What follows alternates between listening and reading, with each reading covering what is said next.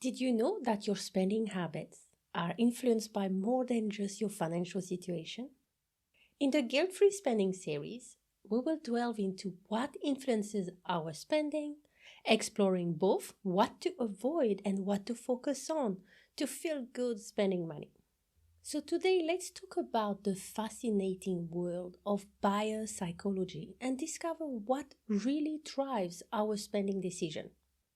Understanding what influences our spending habit is essential for gaining control over our finance, and by looking at some biblical wisdom, we can also learn how to steward and spend our money wisely.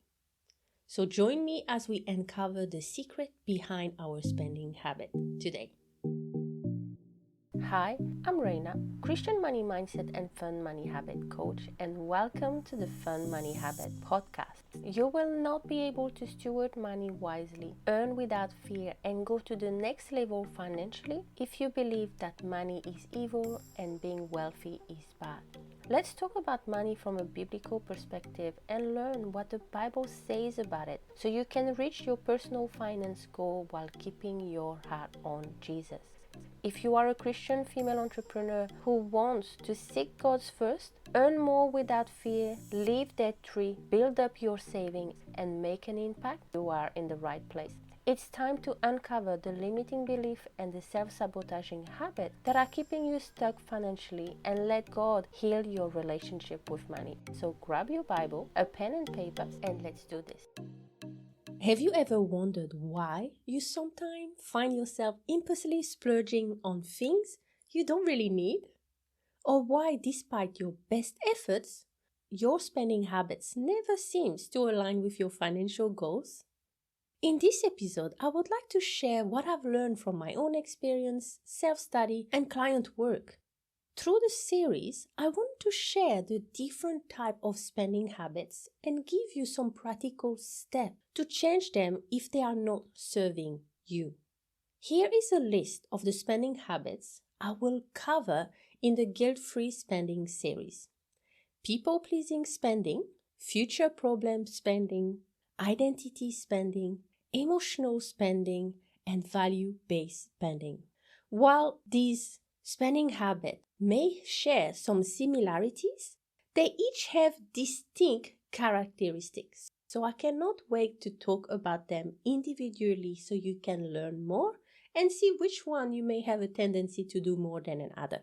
By understanding why we do what we do, we can learn to navigate our spending habits with wisdom and intentionality, and that's mean feeling empowered by our money decision, leading to more freedom and peace in our finance. And if you're like my clients, I know this is what you want to feel.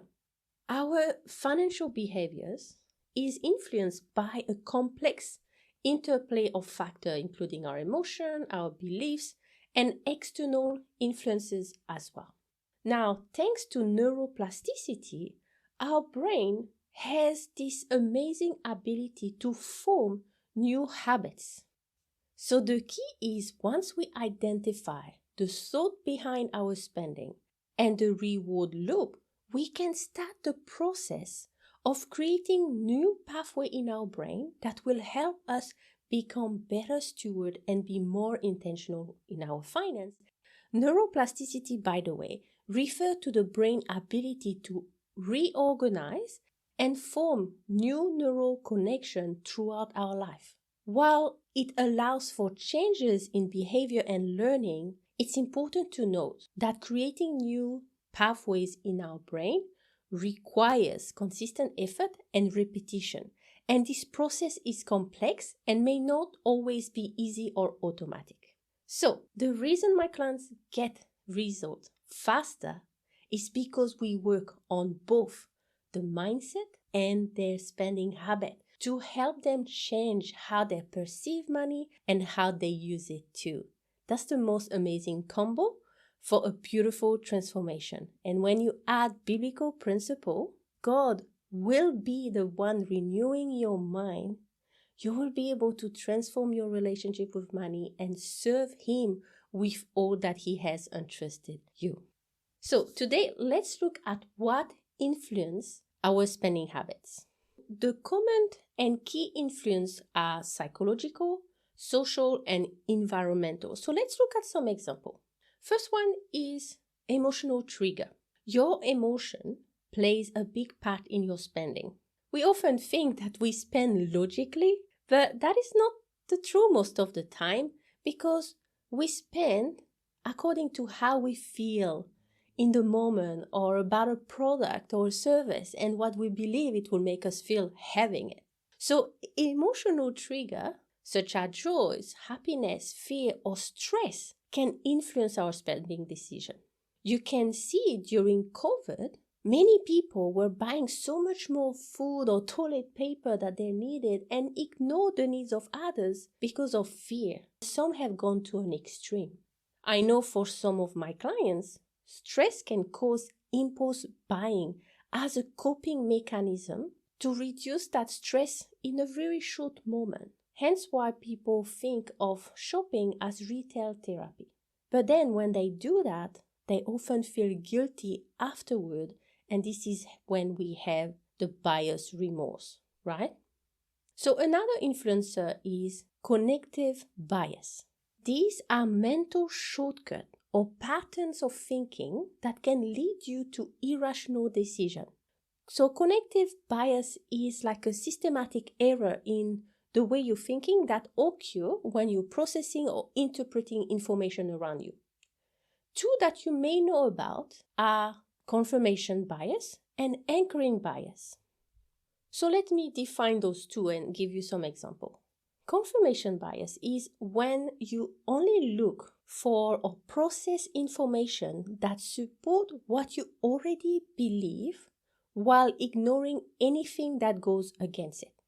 So for example, if you believe that a certain brand of shoes is the best, you might only pay attention to the positive review about them on the website and totally ignore all of the negative ones that were there. You're kind of on a hunt to find proof to validate your desire or belief. Anchoring bias. So an anchoring bias cause us to rely too heavily on information that we received early in the decision-making process. And it's called the anchor. So let's say you are going to a sales page and you scroll down, you read the information, and then you see total value of this program, $10,000. Then you continue reading, the price you pay today is $2,000. The initial price you see, which was $10,000, serve as the anchor. That anchor influences your perception of the value of the items. And if you decide to purchase that program for $2,000, you make the purchase based on the perceived value related to the initial anchor, rather than objectively assessing whether that program is worth paying $2,000 for you, and if it's even aligned with your needs and your budget. This is very common, and in marketing you will see the anchor used with also the marketing tactic and the promotion attached to it. My husband will often say, oh, let's buy this because it says that it's worth this and that. And I said, be careful, that's your anchor. Is it worth X amount to you? That's the question. Another one that we need to pay attention to when it comes to what influences our spending is brand loyalty. Strong brand loyalty can influence spending behavior, and you may prioritize purchasing products from brands you trust and feel connected to. So to give you an example, as a business owner, let's say that you're using the tool called Trello, which is a project management software, I believe, and you really like it. And they are increasing their prices and are more expensive than other in the market, but you stay with them because you trust them and you like them. Someone who doesn't have the same relationship with Trello or believe that it's a good brand may decide to switch because now their price is way too expensive and they rather go on to a cheaper option that offer the same service. For you and me, who are business owners ourselves, creating a strong personal brand and an amazing customer experience is top priority, because a satisfied client can become a repeat customer and even better start referring you right and left, which will give you new leads to help you grow your business and scale without having to spend so much more money into marketing or acquiring new leads. So please make sure that you take care of your clients, you take care of your brand and the experience. Serve everyone with love and respect. Make them have so much fun when they start working with you. And of course, deliver the goods. If you told them they're going to have a transformation, make sure that you deliver on the other end. Now, another influencer when it comes to our spending habit is social factors.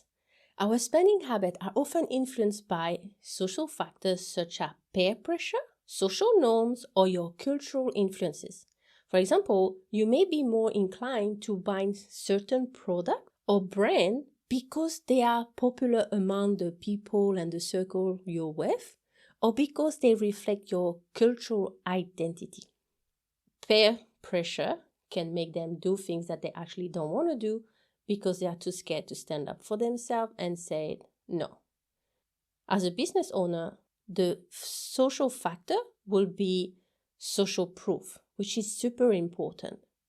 Again, if you want people to purchase your services, showing them that what you do is amazing and that you are getting amazing results from your clients is very important. If someone sees another entrepreneur purchasing a particular product or following a trend, they may be more likely to do the same too, because they will be able to associate with the people that you're helping and then decide, yes, I want to do that as well. So social proof is very important, and you need to showcase that in your marketing in order to help someone make a decision in their purchase as well. Another factor is, of course, marketing tactic. Limiting time offer, limiting availability. It can influence people to buy because of the urgency or the scarcity.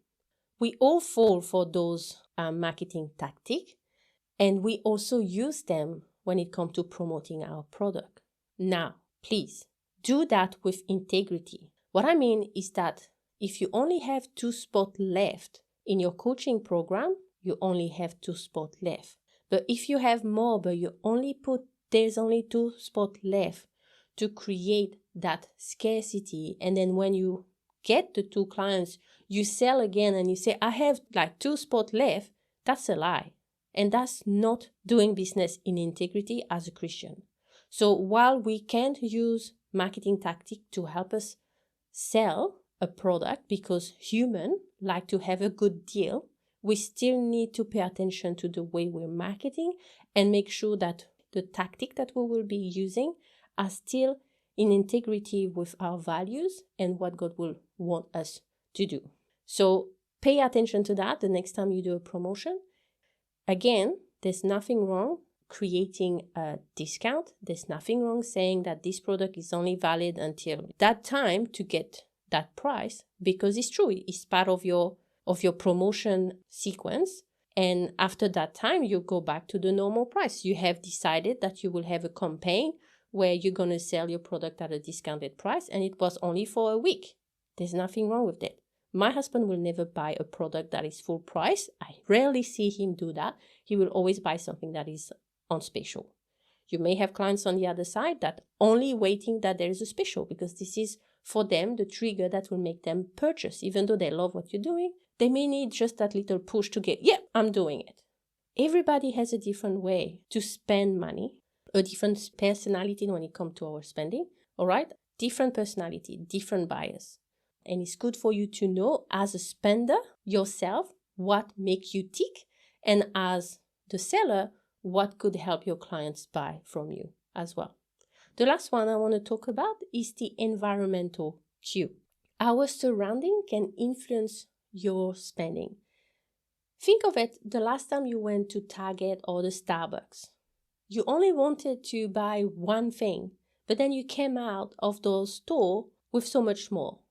The environmental cue is so important. It will look at the music, the layout, the placement of the product, the visual stimulus, those big red signs on sale, or buy a muffin and get a free coffee. Something make you want to spend. And it can happen subconsciously that you don't even realize. Now, on top of those environmental cues, as I just mentioned, you have all of those different factors that I just talked about. Maybe you're feeling a certain way today and you're so stressed that you will go for the chocolate or you will go for more food than you were thinking about.